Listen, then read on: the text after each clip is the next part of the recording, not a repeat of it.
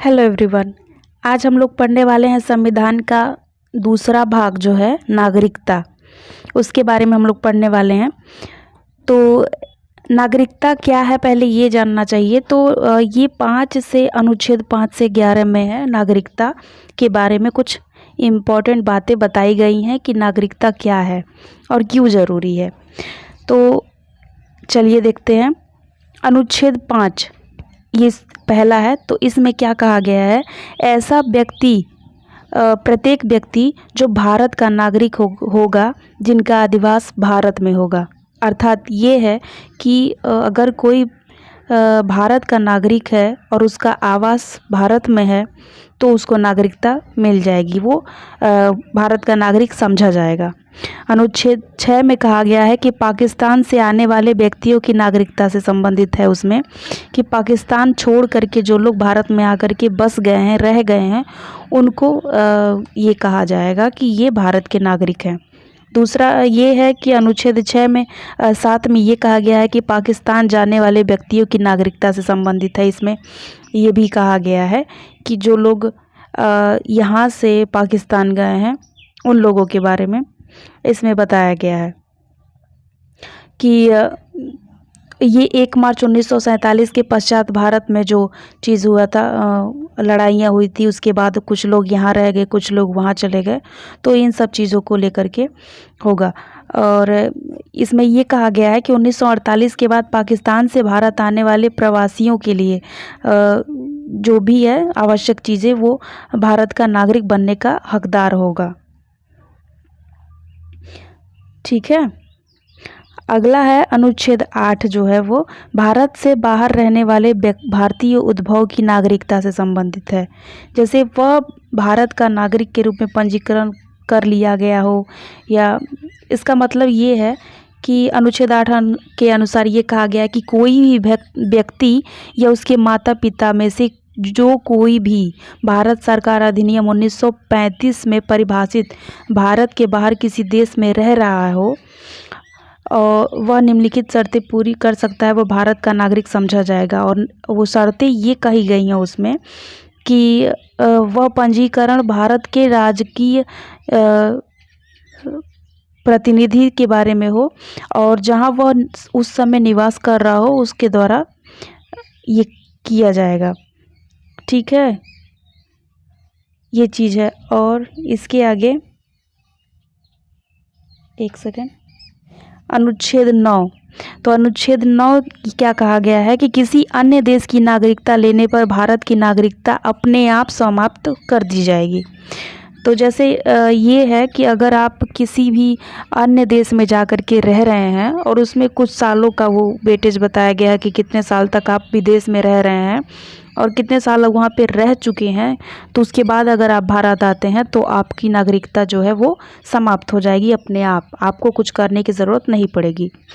अनुच्छेद 10 में ये कहा गया है कि नागरिकों के अधिकार का बना रहना, उनके बारे में ये कहा गया है कि उनके अधिकार बने रहेंगे, ये सारी चीज़ें उसमें बताई गई हैं। अनुच्छेद 11 में ये बताया गया है कि भारत की नागरिकता केवल संसद विधि द्वारा ही ली जा सकती है, अन्य प्रकार से नहीं।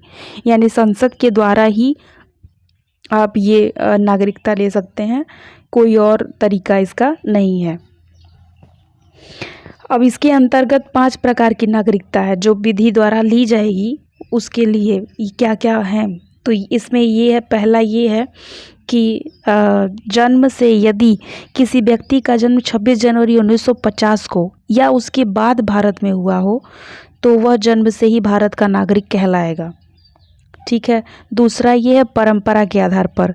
तो यदि किसी व्यक्ति का जन्म 26 जनवरी 1950 को या उसके बाद भारत के बाहर में भी हुई है अगर और अन्य देश में हुआ है तो वह भारत का नागरिकता ले सकता है, यदि उसकी भी एक शर्त है कि यदि उसके जन्म के समय माता पिता, दादा दादी, पितामह या पितामही यानी उनके परदादा परदादी में से कोई एक भारत का नागरिक रहा हो तो उसको भारत की नागरिकता मिल जाएगी। अगला ये है कि पंजीकरण के द्वारा। अब इसके द्वारा निम्न प्रकार से नागरिकता ली जा सकती है, वो क्या है, तो वो पहला ये है कि भारतीय नागरिकों के छोटे बच्चे हों तो वो नागरिकता ले सकते हैं। और दूसरा, कोई विदेशी महिला जो किसी भारतीय पुरुष से विवाह करने वाली हो या कर चुकी हो तो भारत की नागरिकता मिल सकती है। आगे लिखा है, तीसरा है, 7 वर्ष भारत में निवास करने वाला व्यक्ति पंजीकरण के द्वारा भारत की नागरिकता ले सकता है। यानी कोई भी बाहरी व्यक्ति अगर 7 वर्ष भारत में रह लिया है तो वह पंजीकरण करा करके भारत की नागरिकता ले सकता है।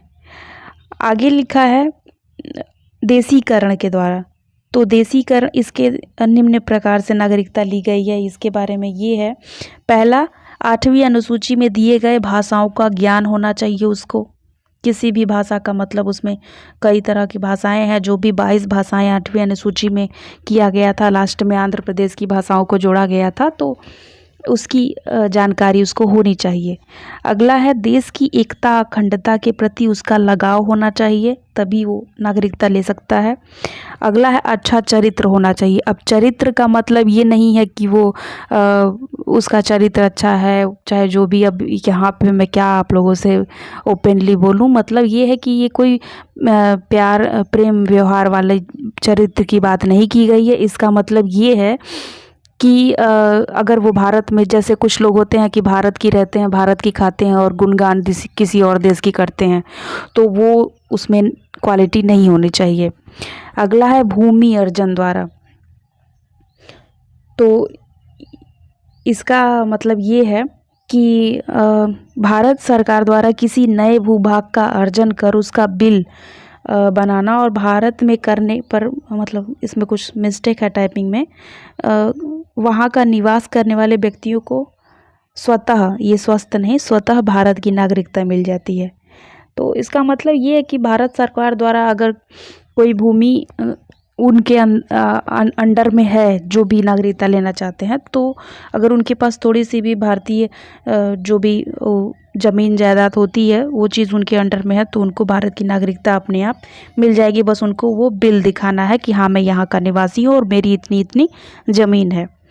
अगला है, नागरिकता का समाप्त होना। वो कैसे होता है, ये हेडिंग है।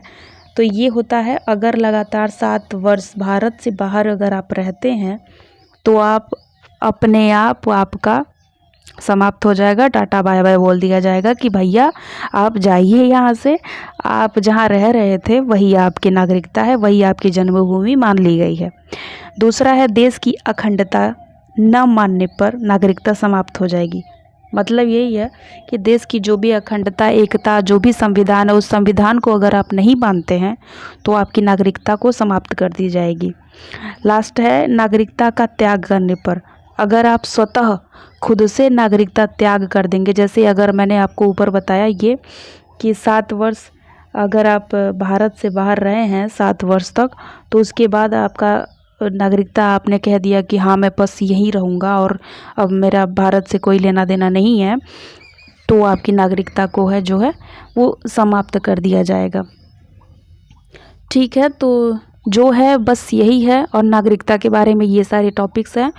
तो आप लोग इसको शुरू से देख लीजिएगा, एक एक पॉइंट को। ये बहुत इम्पॉर्टेंट चीज़ उसमें बताया गया है। अगर आपको किताबों से पढ़ना हो तो किताब से भी आप नागरिकता के बारे में पढ़ सकते हैं, लेकिन जितना एग्ज़ाम में पूछा जाएगा उतना मैंने इसका पॉइंट वाइज बना करके आप लोगों को बता दिया है, और आप लोगों को एक्स्ट्रा कुछ नहीं पढ़ना पड़ेगा। एक छोटा छोटा टॉपिक्स नोट्स बना करके मैं आप लोगों को तैयार करके पढ़ाती हूँ, ताकि आप लोगों को कोई एक्स्ट्रा चीज़ें ना पढ़नी पड़े। नागरिकता से रिलेटेड इतने ही क्वेश्चन पूछे गए हैं और इतना ही पूछा जाएगा जहाँ तक कि मैं जानती हूँ। चाहे आप यूपी पीसीएस का एग्ज़ाम दे लीजिए या फिर सुपर टेट का एग्ज़ाम दे लीजिए, चाहे यूपी SSSC लेखपाल की एग्ज़ाम दे लीजिए, जो भी करिए आप, तो हर एग्ज़ाम में इतना ही पूछा जाएगा। तो कैसा लगा वीडियो आप लोगों को, आप लोग कमेंट सेक्शन में कमेंट करके ज़रूर मुझे बताइएगा। और अगर इस चैनल पर नए हैं तो चैनल को सब्सक्राइब करके बेल आइकन को प्रेस ज़रूर कर लीजिएगा। इतनी दया कर दीजिएगा आप लोग, हर वीडियो में मैं कहती हूँ। और मिलते हैं फिर नेक्स्ट वीडियो में एक नए टॉपिक के साथ। तब तक के लिए good bye and take care you all. Thank you so much for watching.